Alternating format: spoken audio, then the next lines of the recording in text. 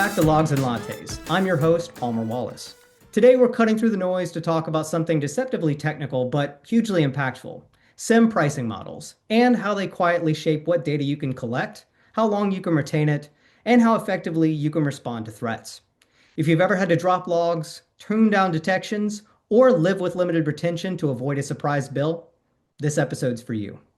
Joining me is Seth Goldhammer, Vice President of Product Management at Graylog. Seth, great to have you here. Thank you very much, Palmer. Happy to be here.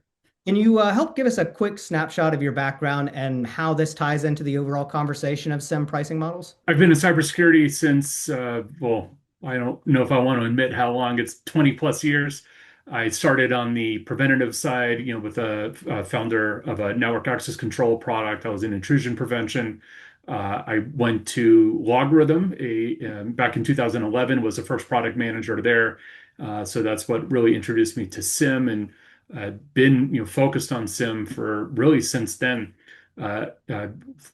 Between Logarithm and Graylog, spent some time at a cloud native security startup and an MDR. So really just focused on cybersecurity, and specifically you've been focusing on the SIEM space for quite some time. Well, let's get into pricing pressures, how they drive compromise, and how smarter strategies like Graylogs can actually help you break out of that trap.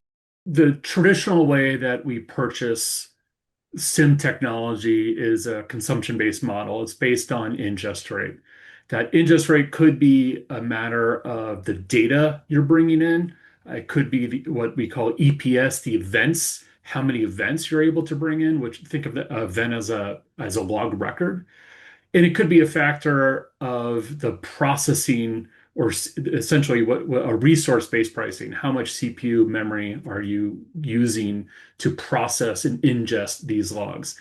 Either way, you're being asked to spend money for all the logs that you're bringing into that SIEM across all three of those models. Whether we're talking about daily ingest by byte size, by event count, or by the CPU resource spend.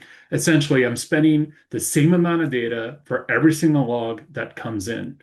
And the issue with that is that we're not getting value, at least equal value, from every log we bring in. Certainly, the SIEM is doing work for every log. And so that's the rationale from the vendor perspective. The SIEM's doing work to, it might be to index that log, to process that log, to enrich that log, et cetera.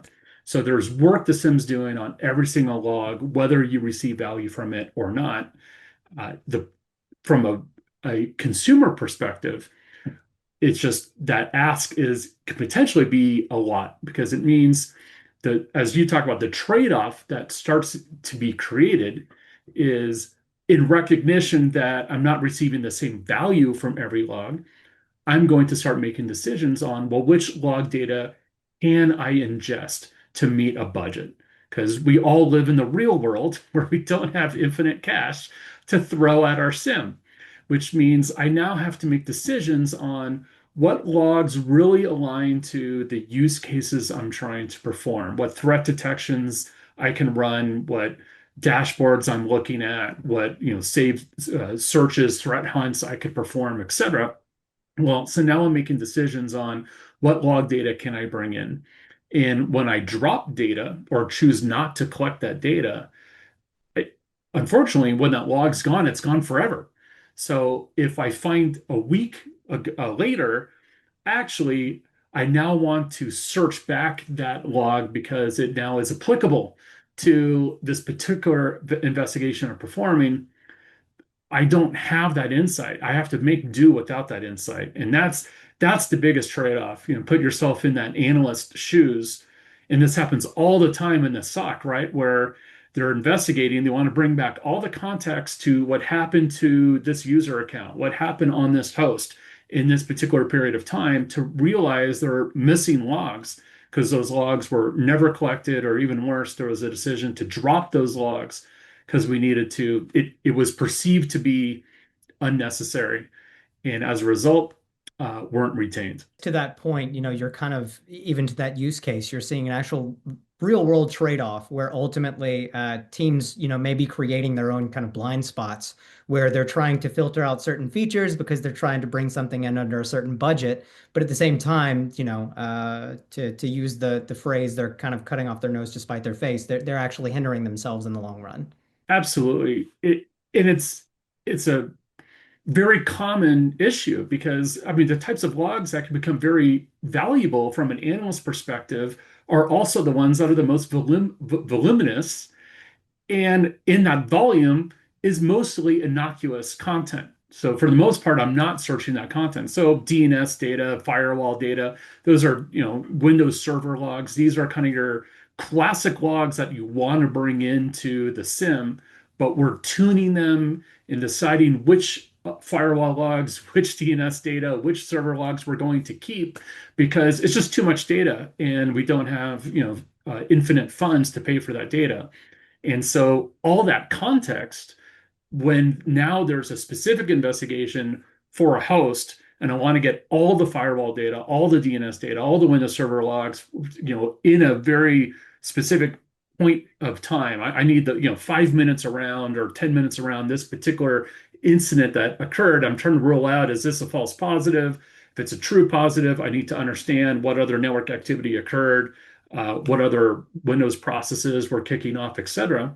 That's highly critical to, is this true malware? Is this malware moving laterally, et cetera, that I may not have access to because of decisions that were made purely from a budgetary reason, not because of a use case perspective. Ultimately, from that volume-based pricing, you're kind of essentially impacting your sample size of what you can do from an investigation perspective, to your point, whether it be something last week or even further back.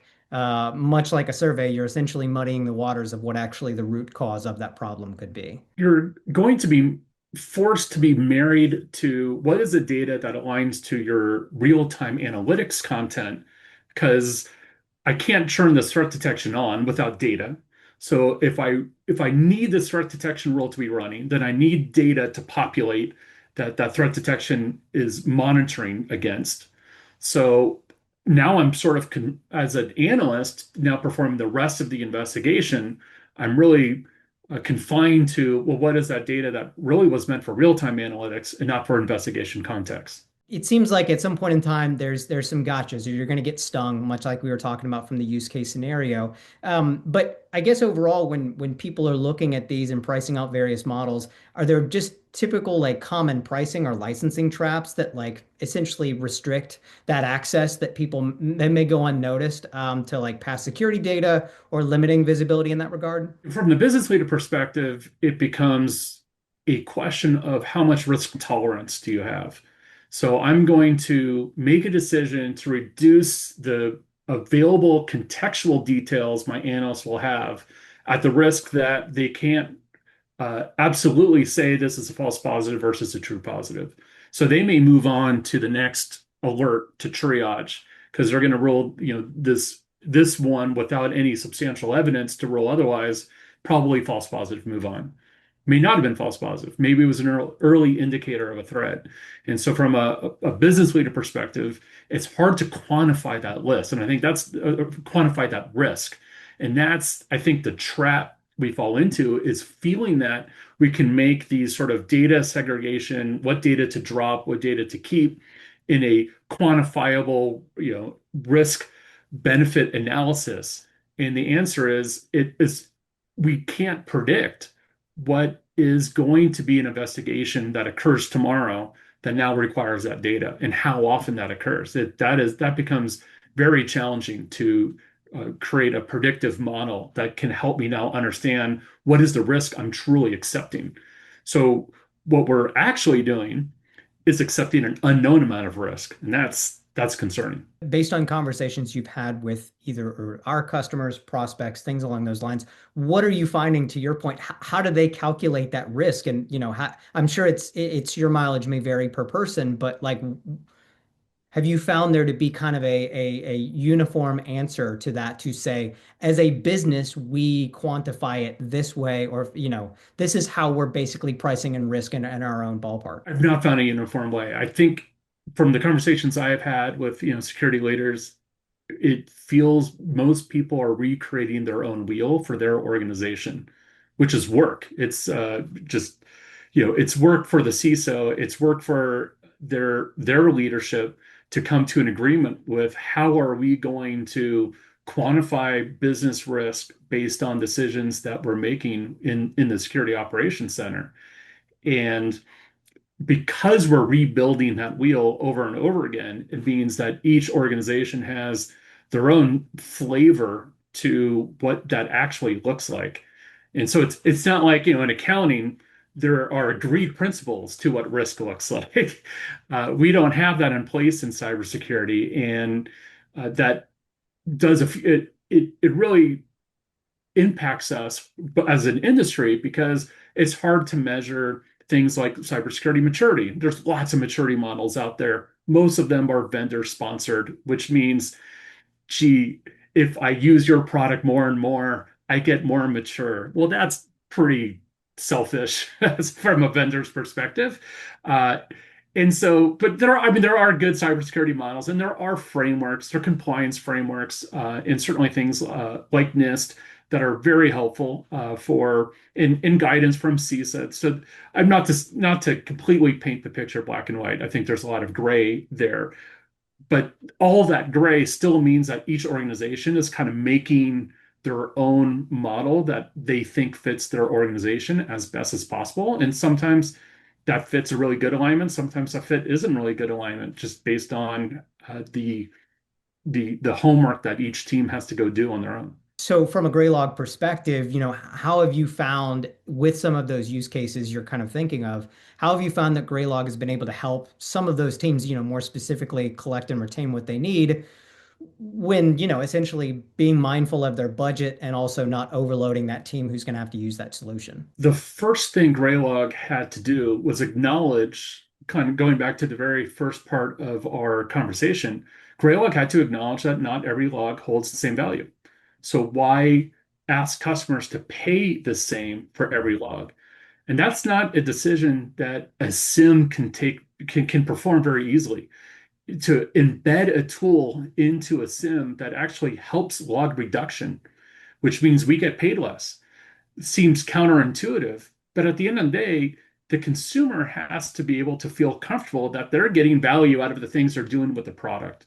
And so as a result, what we did at Graylog is introduce, really on the back of a very mature pipeline management capability we already had in the product, we could add in data routing functionality. And what data routing allows Graylog customers to do is process every log prior to licensing. So we get the benefit of having the full fidelity of how we've processed, add enrichment, add categorization to logs, and now make decisions about where should this log go to live. Should it go into my hot tier, which is now where all my real-time analytics, my threat detections, my dashboards, et cetera, where they live, and count towards my license because I'm getting value from that log? Or should we just park it on the side and put it into very inexpensive storage? We call it a standby data lake. So you can configure that directly into Graylog. What storage am I going to use? Cloud storage, my own, infrastructure. And now I can make that decision about what logs align to my use cases I get value of. What logs do I want to just hold on to the side? How long do I want to keep that in inexpensive storage that makes sense for me to feel comfortable that, all right, enough time has gone by. We probably aren't going to use this for an investigation. But now I wasn't forced into a decision to drop that log or even not collect it in the first place. I can collect that log, I can enrich that log, I can park it to the side.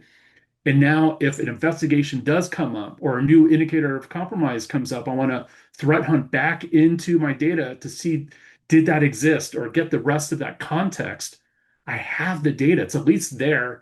I didn't have to pay equal footing with my high value logs. I paid kind of an appropriate amount to retain that for what felt comfortable. What's your advice in terms of from the practitioner side and the security leader side that, ultimately want that strong detection and retention without compromise, essentially? What's interesting about that data routing, because we're starting to see that kind of data routing in third-party tools as well, is a question a security leader and an analyst should have is, how do I get the data back when I actually need it? It's actually easy to farm data out to some storage. The question is, how do I know that data still exists and it actually aligns to something I'm doing today? And what we've done in Graylog is really thought through that workflow from end to end. So if I am searching against data and there are logs in my standby data like that align to the search criteria that I just put together, we give you a hint. In fact, we go better than even giving you a hint that the search criteria you just ran aligns to data that lives in a standby data lake.